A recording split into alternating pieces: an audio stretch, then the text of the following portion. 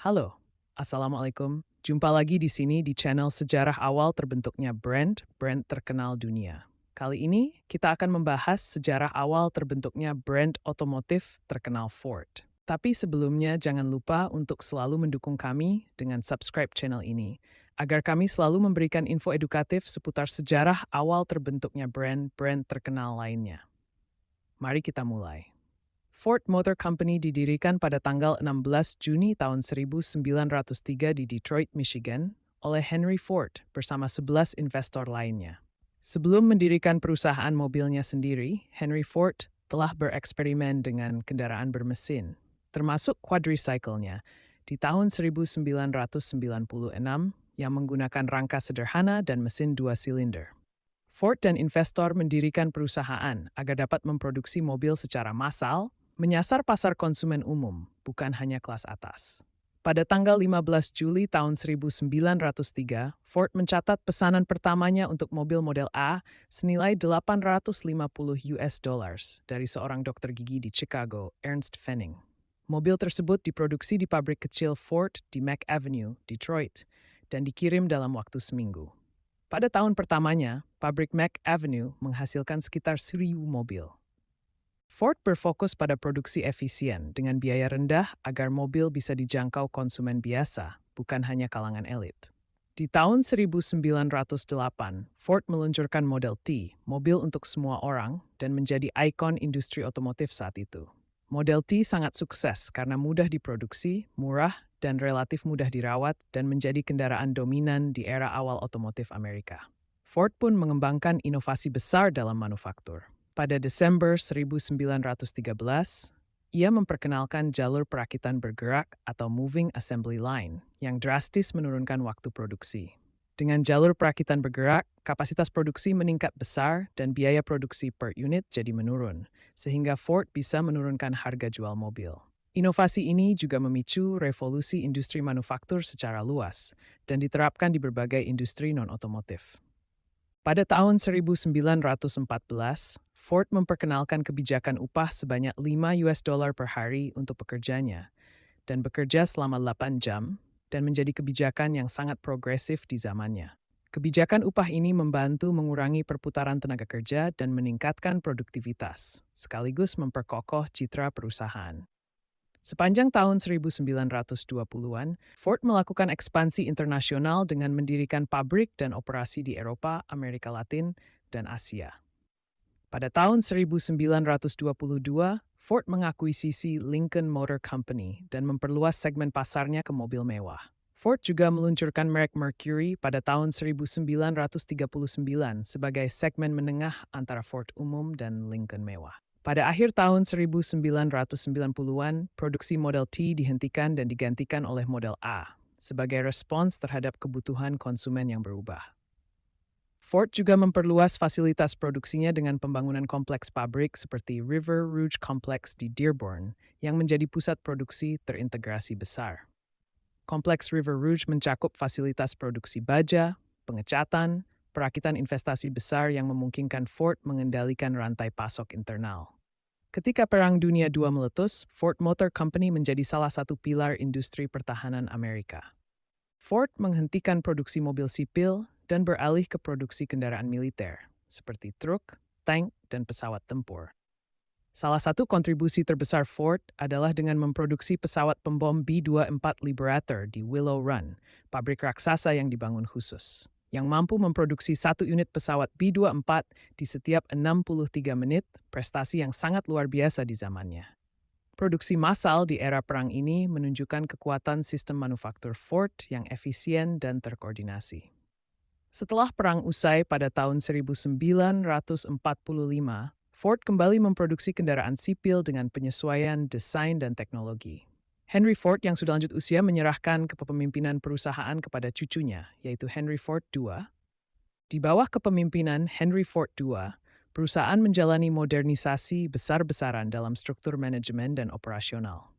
Ford II merekrut sekelompok profesional muda yang dikenal sebagai Whiz Kids. Banyak dari mereka adalah veteran perang yang memiliki latar belakang analitik. Whiz Kids membantu mentransformasi Ford dari perusahaan keluarga menjadi perusahaan modern yang efisien dan kompetitif. Di era tahun 1950-an, Ford memperkenalkan sejumlah model ikonik seperti Ford Thunderbird dan Ford Fairlane yang menyasar segmen pasar mobil gaya dan keluarga. Perusahaan juga fokus memperkuat brand image melalui iklan dan keterlibatan dalam budaya populer. Salah satu terobosan besar datang di tahun 1964 ketika Ford meluncurkan Ford Mustang, mobil sport kompak dengan harga terjangkau. Mustang langsung menjadi sensasi dan terjual lebih dari 400.000 unit hanya dalam tahun pertama. Mustang menjadi simbol gaya hidup muda dan bebas di Amerika, serta membuka segmen baru yang disebut pony car. Ford memperluas Mustang dengan berbagai varian mesin dan trim dan menjadikannya produk ikonik hingga saat ini. Pada dekade 1960-an, Ford juga menantang dominasi Ferrari di balapan ketahanan Le Mans. Dan di bawah arahan Carroll Shelby, Ford mengembangkan mobil balap GT40 yang akhirnya menang di Le Mans 24 Hours di tahun 1966 hingga di tahun 1969. Kemenangan ini menjadi pencapaian historis dan memperkuat reputasi Ford dalam teknologi dan performa otomotif.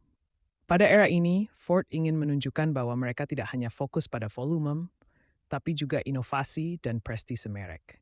Memasuki tahun 1970-an, Ford mulai menghadapi tantangan baru. Krisis minyak global dan meningkatnya permintaan kendaraan hemat bahan bakar. Kebutuhan akan mobil kecil dan efisien mendorong Ford untuk mengembangkan model seperti Ford Pinto dan Ford Fiesta. Meskipun Ford Pinto populer, masalah keamanan terkait tangki bahan bakarnya mencoreng citra perusahaan. Kontroversi ini mengakibatkan kritik besar dan menjadi pelajaran penting tentang tanggung jawab produk dan keselamatan konsumen. Ford kemudian meningkatkan fokusnya pada keselamatan dan kualitas produk di tahun-tahun berikutnya. Untuk memperluas kehadirannya secara global, Ford mulai mengembangkan model yang bisa diterima di berbagai pasar, termasuk Eropa dan Asia. Di tahun 1980-an, Ford meluncurkan Escort Global dan model Sierra di Eropa yang mendapat respons positif. Ford juga memperkuat kehadirannya di pasar Asia dan Amerika Latin melalui kemitraan dan produksi lokal. Selain itu, Ford memperkenalkan Ford Taurus pada tahun 1986. Dan menjadi mobil keluarga dengan desain aerodinamis yang sangat inovatif di masanya.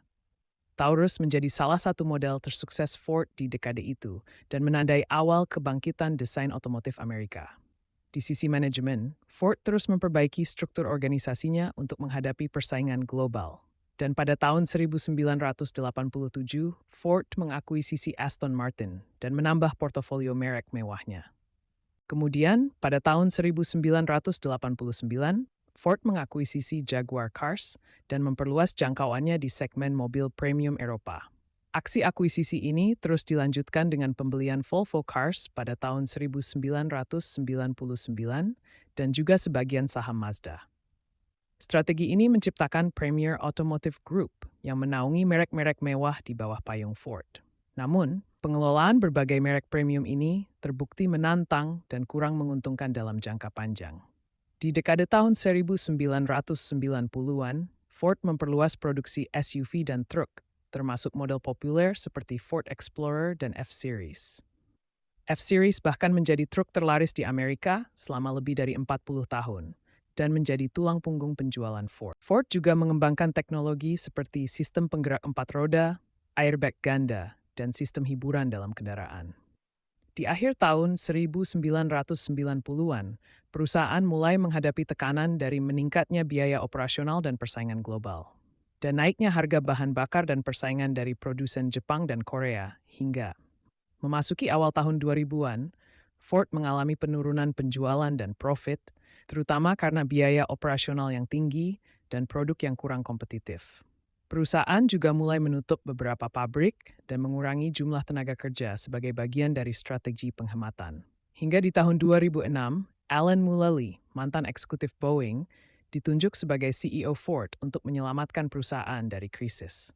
Mulally membawa pendekatan manajerial disiplin dan memperkenalkan strategi One Ford. Strategi ini untuk menyatukan semua operasi global Ford dalam satu visi, satu produk global, dan satu merek terpadu. Ia juga membuat langkah berani dengan menjaminkan seluruh aset Ford, termasuk logo oval biru, demi memperoleh dana restrukturisasi sebesar 23 miliar dolar Amerika. Langkah ini memungkinkan Ford untuk bertahan tanpa bailout pemerintah selama krisis keuangan global pada tahun 2008 hingga 2009. Dan Ford menjadi satu-satunya produsen besar Amerika yang bertahan dengan kekuatannya sendiri. Keputusan ini mengangkat citra publik dan meningkatkan kepercayaan konsumen pada Ford.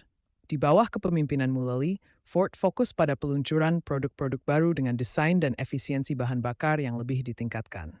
Model seperti Ford Fusion, Focus, dan SUV Escape dirancang sebagai produk global untuk mengurangi kompleksitas produksi.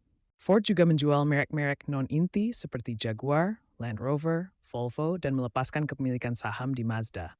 Penjualan merek-merek ini memungkinkan Ford fokus kembali pada brand utamanya, Ford dan Lincoln. Lincoln sebagai merek mewah Ford diperbarui dengan desain dan teknologi baru untuk bersaing di pasar premium. Dalam dekade tahun 2010-an, Ford memperkenalkan teknologi EcoBoost, yaitu teknologi mesin turbo kecil dengan efisiensi tinggi. EcoBoost menjadi solusi bagi konsumen yang menginginkan performa tinggi tanpa mengorbankan konsumsi bahan bakar. Ford juga mulai bereksperimen dengan teknologi kendaraan listrik dan hybrid, seperti Ford C-Max dan Fusion Hybrid. Perusahaan pun berinvestasi besar dalam pengembangan kendaraan otonom dan konektivitas digital di mobil. Misalnya teknologi Ford Sync, hasil dari kerjasama dengan Microsoft yang memungkinkan pengemudi mengakses musik, navigasi, dan telepon dengan perintah suara. Dan menyambut dekade tahun 2020-an, Ford semakin serius mengalihkan fokus ke elektrifikasi dan teknologi ramah lingkungan. Salah satu tonggak penting adalah peluncuran Ford Mustang Mach-E, SUV listrik pertama Ford yang mengambil nama dari ikon muscle car-nya. Mach-E mendapat sambutan positif, dan hal ini menunjukkan bahwa Ford bisa bersaing di segmen kendaraan listrik modern. Selain Mach-E, Ford juga mengumumkan versi listrik dari kendaraan andalannya, F-150 Lightning. F-150 Lightning adalah versi listrik dari truk pickup terlaris di Amerika dan dilengkapi fitur-fitur inovatif seperti pengisian daya rumah atau bidirectional charging. Ford pun mengumumkan investasi besar-besaran untuk membangun fasilitas produksi kendaraan listrik dan baterai di Amerika, termasuk Blue Oval City di Tennessee. Bersamaan dengan itu, Ford juga berkomitmen untuk mencapai net zero emissions pada tahun 2050. Di sisi perangkat lunak, Ford juga meningkatkan kapabilitas digital dengan sistem Sync 4 dan integrasi penuh dengan Apple CarPlay, Android Auto, serta update over the air. Ford juga menjalin kemitraan strategis dengan perusahaan teknologi seperti Google, terutama untuk pengembangan cloud dan AI. Di bidang otonom, Ford bekerja sama dengan Argo AI untuk mengembangkan teknologi self-driving, meski kemudian meninjau ulang investasinya setelah dinamika pasar berubah. Pada tahun 2021, Jim Farley diangkat sebagai CEO dan menggantikan Jim Hackett. Misi Farley adalah memperkuat komitmen perusahaan terhadap transformasi digital dan elektrifikasi penuh. Strategi Ford Plus diperkenalkan, yaitu strategi pendekatan jangka panjang yang menggabungkan kendaraan, layanan, dan software terintegrasi. Ford juga mendirikan unit terpisah untuk kendaraan listrik, yaitu Model E, guna mempercepat inovasi dan pengembangan EV. Divisi kendaraan komersial tradisional tetap beroperasi di bawah nama Ford Blue, sedangkan Ford Pro fokus pada solusi armada dan layanan digital. Ford juga terus mengembangkan dan menyempurnakan lini truk dan SUV, seperti Ford Bronco yang kembali diluncurkan dengan desain modern retro. Bronco mendapat sambutan luar biasa dan bersaing langsung dengan Jeep Wrangler di pasar off-road.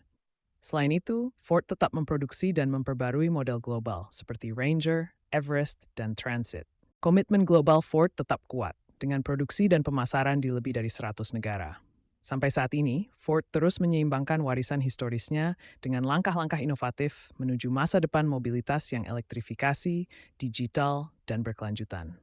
Untuk memperkuat posisi globalnya, Ford memperluas investasinya di pasar-pasar utama seperti Tiongkok, India, dan Eropa.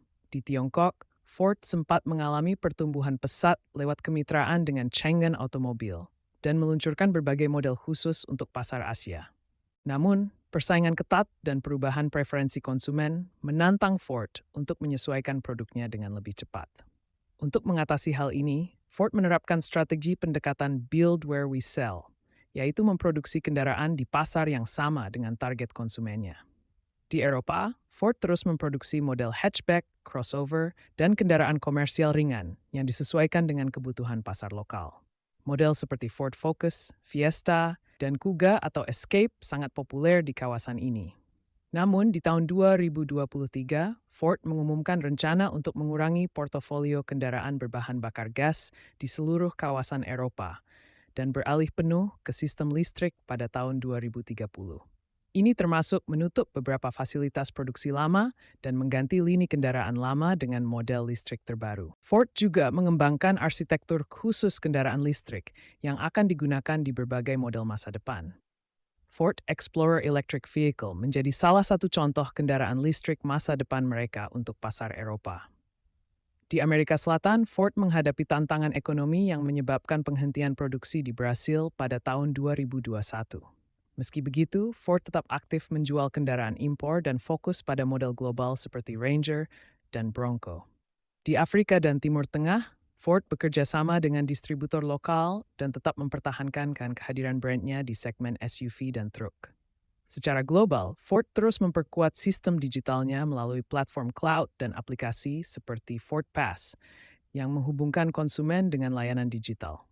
Aplikasi ini memungkinkan pemilik kendaraan mengakses informasi, remote start, lokasi kendaraan, hingga layanan pemesanan servis langsung hanya dari ponsel. Ford juga mulai memonetisasi layanan digital sebagai bagian dari strategi pendapatan baru di luar penjualan kendaraan. Di bidang produksi, Ford mengadopsi sistem manufaktur berbasis AI dan otomasi tinggi untuk meningkatkan efisiensi serta mengurangi jejak karbon. Fasilitas seperti Rouge Electric Vehicle Center di Michigan menjadi simbol transformasi produksi masa depan Ford. Ford juga aktif dalam penggunaan material ramah lingkungan dan upaya daur ulang, termasuk penggunaan plastik laut daur ulang untuk komponen interior. Semua inisiatif ini memperkuat posisi Ford sebagai perusahaan otomotif yang tidak hanya berorientasi pada produk, tapi juga pada solusi mobilitas menyeluruh.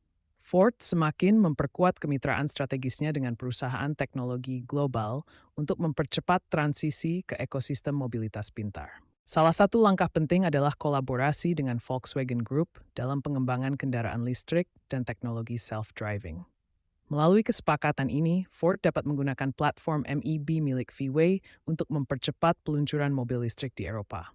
Di sisi lain, Ford juga melanjutkan riset kendaraan otonom dengan teknologi dan investasi internal, meskipun kemitraan Argo AI berakhir pada tahun 2022. Fokus Ford berpindah dari kendaraan sepenuhnya otonom ke sistem bantuan pengemudi tingkat lanjut, seperti Blue Cruise. Blue Cruise memungkinkan pengemudi untuk melepas tangan dari kemudi dalam kondisi dan di jalan tertentu, dan akan terus diperbarui secara over-the-air. Inovasi ini menjadi daya saing utama dalam menghadapi Tesla Autopilot dan GM Super Cruise. Ford juga memperkuat lini kendaraan komersial dengan fokus pada konektivitas, produktivitas armada, dan efisiensi bahan bakar atau daya. Di divisi Ford Pro, meluncurkan solusi digital menyeluruh untuk bisnis armada, termasuk pengelolaan data, layanan perawatan, dan electric vehicle charging. Ford Transit tetap menjadi tulang punggung segmen kendaraan komersial global, dan versi listriknya juga mulai diperkenalkan. Pada tahun 2023, Ford juga mengumumkan peningkatan kapasitas produksi electric vehicle untuk memenuhi permintaan tinggi, khususnya pada F-150 Lightning dan Mustang Mach-E. Namun, lonjakan inflasi global, naiknya biaya bahan baku, dan gangguan rantai pasok menjadi tantangan baru bagi produksi kendaraan listrik. Untuk itu, Ford terus mencari mitra dalam pengadaan baterai dan berinvestasi dalam tambang litium, serta fasilitas daur ulang. Fokus ini bagian dari upaya memastikan ketersediaan bahan baku penting dan mengurangi ketergantungan terhadap pemasok asing. Di Amerika Utara, Ford memperkuat jaringan dealernya dengan pendekatan digital first dan integrasi layanan daring. Sistem pembelian kendaraan online dan pengalaman virtual showroom mulai diterapkan secara luas. Ford juga melakukan reorganisasi internal untuk memperjelas fokus bisnis antara kendaraan internal combustion engine dan kendaraan listrik. Model-model klasik berbasis mesin bensin tetap dipertahankan, namun dioptimalkan dari sisi efisiensi dan emisi. Di saat bersamaan, model-model listrik mendapat dorongan pemasaran kuat dengan branding berani dan pendekatan teknologi tinggi. Strategi ini menunjukkan bagaimana Ford tidak hanya bertransformasi secara produk, tapi juga secara budaya dan model bisnis. Memasuki pertengahan tahun 2020-an, Ford semakin menegaskan posisinya sebagai pelopor transisi otomotif global. Mereka tidak hanya menjual mobil, tetapi membangun ekosistem mobilitas yang mencakup layanan digital, kendaraan listrik, dan konektivitas penuh. Melalui strategi Ford Plus, perusahaan menciptakan model bisnis berkelanjutan berbasis layanan. Ford juga menawarkan fitur berbayar seperti pembaruan software, fitur driver assist, dan diagnostik kendaraan melalui cloud. Strategi ini mengikuti tren industri, di mana pendapatan pasca penjualan digital menjadi sumber utama. Untuk pelanggan fleet, Ford Pro memberikan sistem pemantauan kendaraan real-time, laporan produktivitas, dan terintegrasi dengan aplikasi bisnis. Ford juga menyiapkan rencana produksi mobil kecil listrik murah untuk menyaingi gelombang electric vehicle murah asal Tiongkok. Produk ini dirancang untuk pasar global dan bisa menjadi penentu masa depan daya saing Ford di segmen entry-level electric vehicle. Selain kendaraan, Ford juga berinvestasi di infrastruktur pengisian daya melalui kerjasama dengan perusahaan seperti Tesla Supercharger dan Blue Oval Charge Network. Mereka ingin memastikan bahwa pengguna electric vehicle Ford memiliki akses luas ke stasiun pengisian di seluruh dunia. Di bidang keberlanjutan, Ford mengumumkan target untuk hanya menggunakan energi terbarukan di seluruh fasilitas manufakturnya pada tahun 2035. Pengurangan jejak karbon, daur ulang air, dan penggunaan bahan baku yang ramah lingkungan juga menjadi prioritas. Ford bahkan mengembangkan konsep kendaraan yang hampir sepenuhnya bisa didaur ulang. Komitmen sosial juga ditingkatkan melalui program inklusivitas, pendidikan sains, teknologi, engineering, mathematics, dan pengembangan komunitas lokal.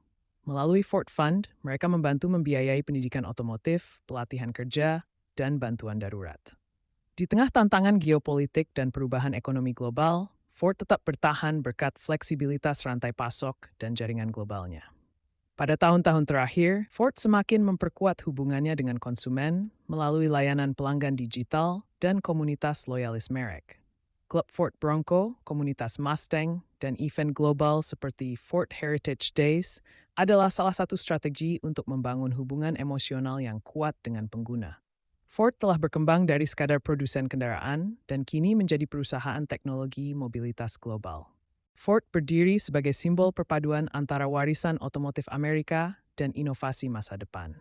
Ford Motor Company adalah bukti bahwa inovasi, adaptasi, dan visi jangka panjang dapat membawa sebuah perusahaan bertahan lebih dari 1 abad.